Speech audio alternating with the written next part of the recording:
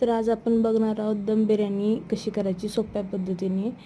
तर चला बघूया. इथं मी कांदा स्लाइस करून घेतलेला आहे, लसूण सोलून घेतलेला आहे, कांदा तेलामध्ये थोडा परतून घ्यायचा, टमॅटो पण थोडे तेलामध्ये छान परतून घ्यायचं. इथे 1 किलो चिकन घेतलेलं आहे, त्यात हळद, लाल तिखट, मीठ, चवीप्रमाणे तुम्हाला जसं पाहिजे तसं तुमच्या अंदाजाने मीठ टाकू शकता तुम्ही. पुन्हा मी ते एक पाकीट दही घेतलेलं आहे. हे दही टाकून चांगलं मिक्स करून घ्यायचं. मिक्स केल्यानंतर त्यामध्ये 2 लिंबू टाकायचे, त्याच्याने टेस्ट खूप छान येते. तर सगळं मिक्स करून घ्यायचं. नंतर फ्राय केलेला कांदा टाकायचा.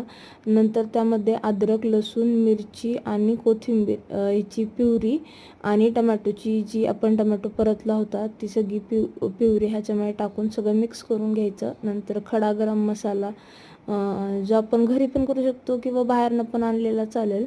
नंतर ते पाणी घ्यायचं, त्याच्यामध्ये गरम मसाला टाकून मीठ वगैरे टाकून तांदूळ शिजवून घ्यायचे. तेल घ्यायचं इथं, त्यात कांदा आणि टोमॅटोची प्युरी टाकायची, त्याला चांगलंसं तेल सुटेपर्यंत भाजायचं. त्याच्यात मॅरिनेट केलेलं चिकन टाकून ते शिजवून घ्यायचं. त्याच्यानंतर एक भाताची लेअर लावायची.